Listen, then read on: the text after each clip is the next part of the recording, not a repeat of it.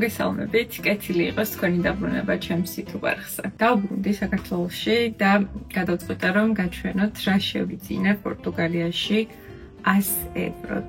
ზოგადად შოპინგისთვის მოკლედ არ წავს სულ არ პორტუგალიაში, თუმცა რამდენჯერმე მომიწია მოლში შევლა და მოკლედ რაღაცები გამოვაყოლე ხელს. ჩემი დაკვირვებით პორტუგალია საკმაოდ იაფი ქვეყანა არის შოპინგისთვის და ბევრი მაღაზიები იყო, თუმცა ნაკლებად ბრენდული, უფრო სტანდარტული მაღაზიები როგორც საქართველოშია, Zara, Bershka და ასე შემდეგ და ასევე იყო Primark-ი, რომელიც ძალიან მიყვარს, ოღონდ არა განსაცმლისთვის, არამედ აქსესუარებისთვის და მოკლედ რაღაცები შევიძინე და ეხლა მინდა რომ გაჩვენოთ ყველაფერი. ჯამში დავხარჯე დაახლოებით 100 ევრო, თუ სწორად მახსოვს, შეიძლება ოდნავ მეტი 120 მაგალითად, მაგრამ მაგაზე მეტი ნამდვილად არ დამიხარჯავს და შევიძინე ძირითადად თბილი განსაცმელი, იმიტომ რომ ამინდი უფრო ფუჭდება ნელ-ნელა და ზამთრისთვის მოკლედ მოემზადე. ხო და მოკლედ ეხლა გაჩვენებთ რა შევიძინე. გადავწყვიტე რომ გაჩვენოთ ჩაცმულიც ეს ტანსაცმელი და ჯერჯერობით დავიწყოთ მოკლედ განხილვა. ფიქრობ რომ დავიწყებ შედარებით უფრო პატარა ნივთებით, რომლებიც შევიძინე Primark-ში. ზოგადად Primark-ში აქვთ ძალიან ბიუჯეტურად თეთრეული და წინდები და ზოგადად ძალიან კარგი ხარისხიც არის ჩემი დაკვირვებით დიდ ხანს წლებს მიუხედავად იმისა რომ შეიძლება ბუნებრივი მასალა ბევრი არ არის ხოლმე ძირითადად სინთეტიკური ნაჭრები არის თუმცა სწორად თუ შეარჩევთ და თუ დააკვირდებით არის ხოლმე ხშირად ბამბის აბრეშუმის ნაძავები და ასე შემდეგ მე ძირითადად ჩემს პიჟამოებს ვყიდულობ ხოლმე ყოველთვის Primark-ში, იმიტომ რომ ძალიან მომწონს და ძალიან ბიუჯეტური არის და იქიდან გამომდინარე რომ მალე მბეზრდება საკმაოდ ყველაფერი, რასაც ვიცნობ ხოლმე, უფრო მეტად გამართლებული არის შედარებით უფრო ნაკლებ თანხის დახარჯვა. და ასევე წინდებსაც თითქმის ყოველთვის ვყიდულობ Primark-ში. ესეთი მოკლედ შეკვრა შევიძინეთ წინდების დიდი ხანია რაც ჩამოვდით დაახლოებით 1 კვირა არის და ასევე ნუ იქაც ყოფნის დროსაც რაღაც ნივთები უკვე მეცვა რაღაც ნაწილი საერთოდ არ მწმია ჯერ იმიტომ რომ შედარებით უფრო სითბო იყო პორტუგალიაში და საქართველოსთვის შევინახე მაგრამ მოკლედ რაღაცები გახსნილი და ნაცვამი არის უკვე ამ დომას შეიმჩნიოთ მოკლედ შევიძინე ესეთი წინდები ასევე შევიძინე 4 ცალიანი შეკვრა წინდების, რომლებიც არ ვიცი სად წავიდა უკვე. რაღაცნაირად მოვახერხე რომ უკვე დავკარგე. ესეთი ზამთრის თემატიკით იყო. ესეთი დათუნიები ეხა და ზოგს ბანტები და ასე შემდეგ. კრემისფერი, ყავისფერი და წითელი ფერის წინდები იყო. ასევე შევიძინე საცურები, რომლებიც ასევე ძალიან იაფი ღირს Primark-ში და დიზაინი და მასალა არის თითქმის idენტური ისეთი ბრენდების როგორც არის მაგალითად Victoria's Secret-ი. თვითონ ლიფების სექციაში დიდი განსხვავება არის ხარისხობრივად, თუმცა ტრუსები თითქმის ერთი და იგივე არის. ამიტომ ხშირად ვიყიდულობ ხოლმე. ასევე შევიძინე ძალიან საყვარელი პიჟამა, რომელიც უკვე მეცვა და ძლივს ვიპოვე ესეთი სტიჩის მაისური აქვს და ასევე აქვს ესეთი შორტი ძალიან საყვარელი და კომფორტულია თვითონ ეს სეტი პიჟამების ღირდა 7 ევრო სწორად მახსოვს რაც არის სიგიჟე ანუ იმდენად იაფია ზოგადად Primark-ი ისეც იაფი არის ალბათ გეცოდინებათ თუმცა ამერიკაში ნამდვილად ვიცი რომ არ იყო ესეთი ფასდაგლებები Primark-ში მაგრამ პორტუგალიაში ძალიან ბევრ რამეზე, ნუ განსაკუთრებით რა თქმა უნდა გაზაფხულის კოლექციაზე და შედარებით უფრო თხელ ტანსაცმელზე და აქსესუარებზე იყო ძალიან დიდი ფასდაკლება. ჩემმა ქმარმა მაგალითად შეიძინა მაისური 2 ევროთ, რაც კიდევ ერთხელ სიგიჟე არის, არ ვიცი საქართველოში სად უნდა წახვიდე, ალბათ ბაზრობაზეც ვერ შეიწენ მაგ ფასად ყოველ მაისურს. და მოკლედ ძალიან კმაყოფილი ვარ Primark-ის პორტუგალიაში. და ახლა გადავიდეთ უკვე ტანსაცმელზე. გავაგრძელებ ისევ პრაიმარკით. პრაიმარკში შევიძინე მხოლოდ 2 ზედა, ზოგადად არა, ვიტყვები 3 ზედა შევიძინე. ზოგადად ტანსაცმელი არ მომწონს პრაიმარკში, მომწონს ქურთუკები, პალტოები და ასე შემდეგ, თუმცა შარვლებს, ქვედაბოლოებს და ზედებს ვერასდროს ვერ ვყიდულობ ხოლმე. ქვედაბოლოები და შარვლები ყოველთვის დიდი მაქვს, ყველაზე პატარა ზომაც კი, ანუ XS-იც და 32-34-იც კი ძალიან დიდი არის ხოლმე ჩემთვის.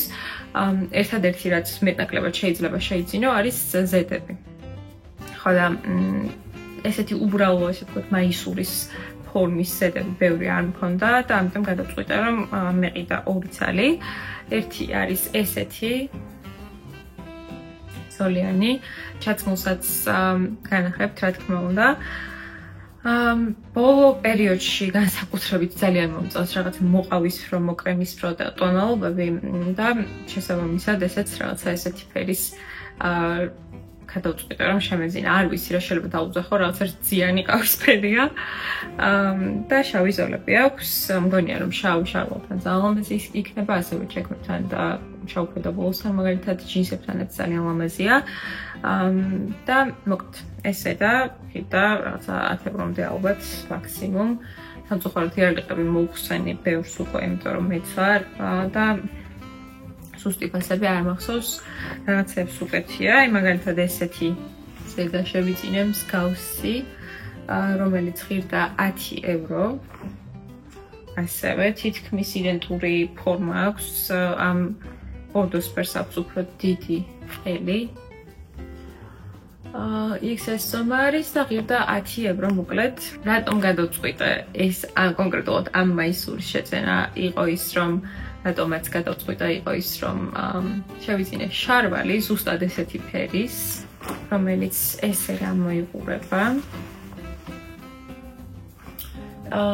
ეს შარვალი შევიძინე Stradivariusში.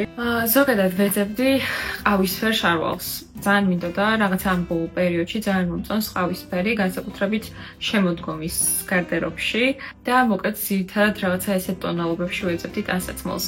და მინდოდა ყავისფერი კლასიკური შარვალი, რომელიც იქნებოდა შედარებით უფრო გაშვებული, ანუ არა მომდგარი, რაღაცა wide leg, მოკლედ კლასიკური შარვალი მინდოდა.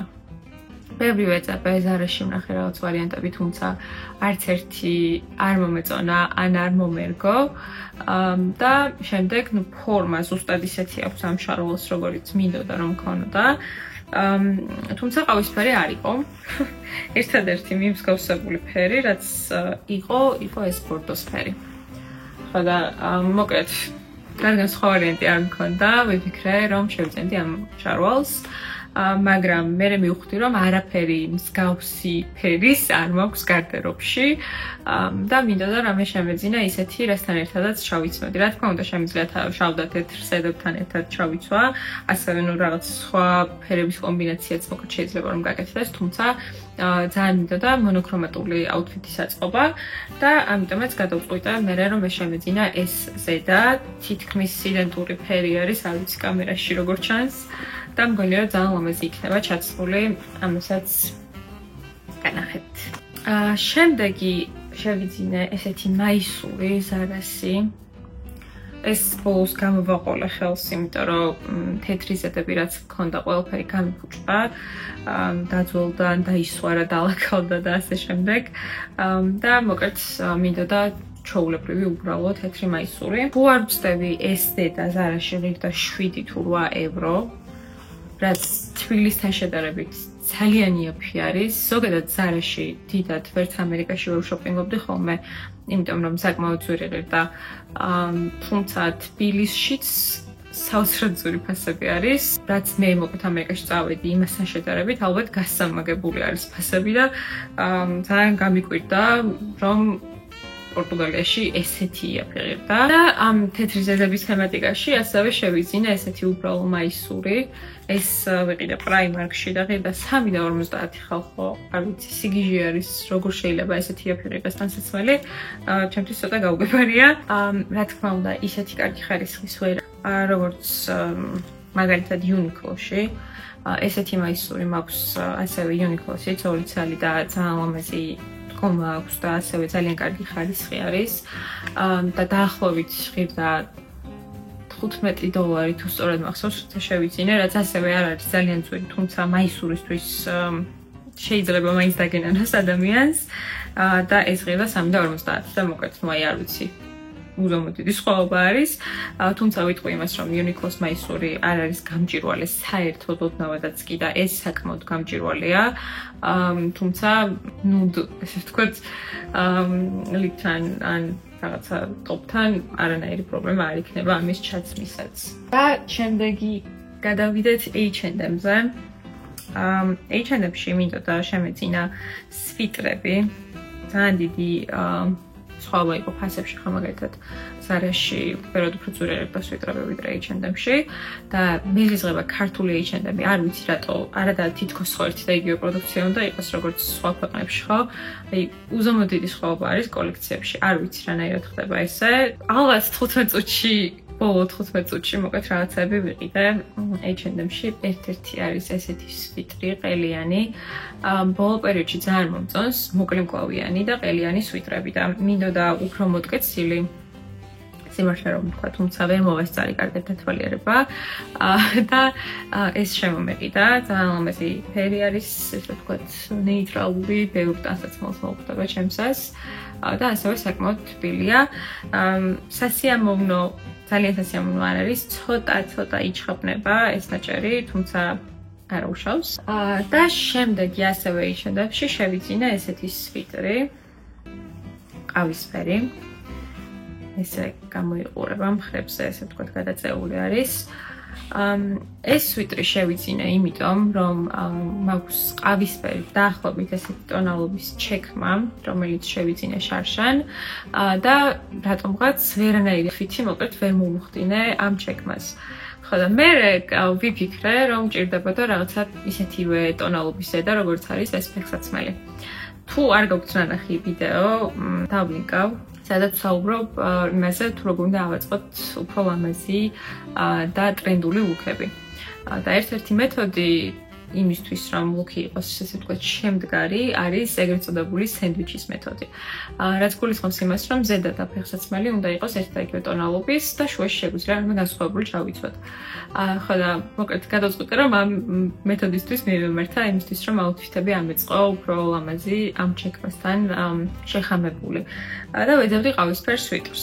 ხო და ეს შემდგა H&M-ში მოკლედ ძალიან მომეწონა, ზოგადად მომწონს ძალიან off the shoulder ზედები და სვიტრებიც, მიუხედავად იმისა, რომ თან თბილი არის და ძალიან სქელია თვითონ ეს სვიტრი, რაღაცნაირად უფრო ლამაზად და გამოსასვლელად მიმაჩნია მოკლედ ესეთი ფორმის სვიტრები და ძალიან მომწონს.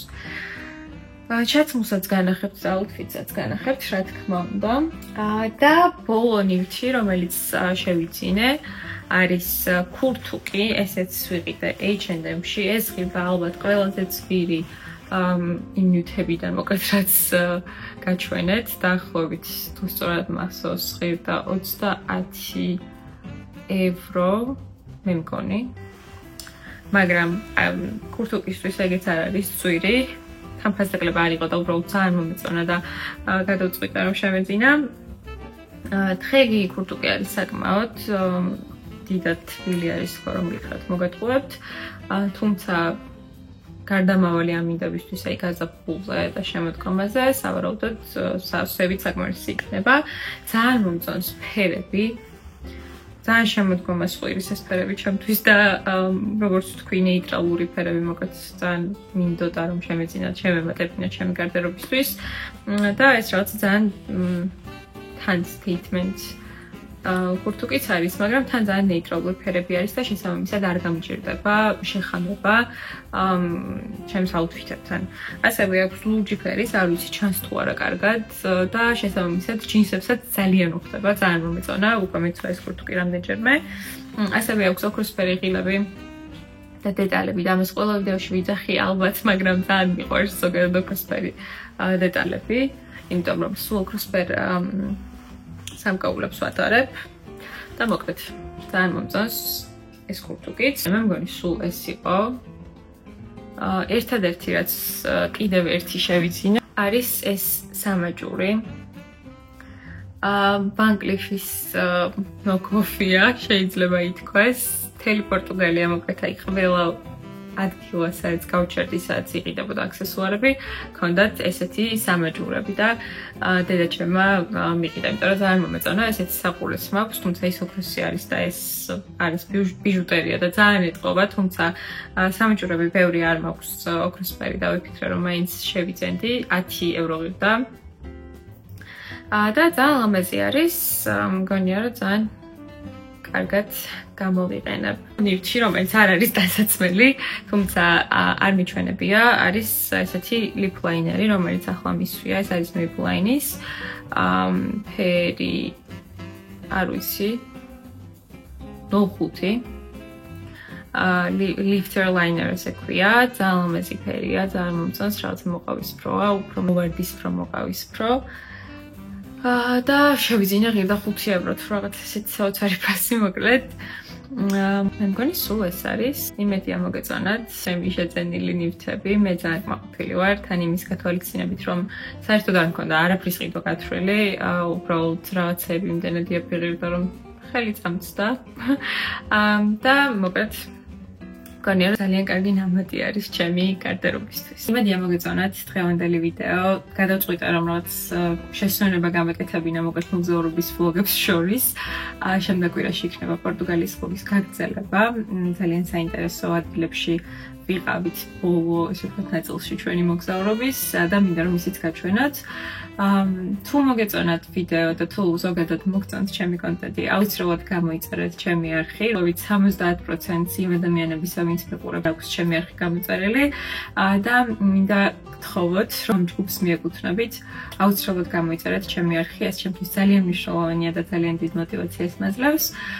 და ასევე დაალაიქეთ და დააკომენტარეთ ეს ვიდეო იმისთვის, რომ არ გამოგრჩეთ მომავალი ვიდეოები. ძალიან დიდი მადლობა, რომ მიყურეთ. შეხვედრამდე.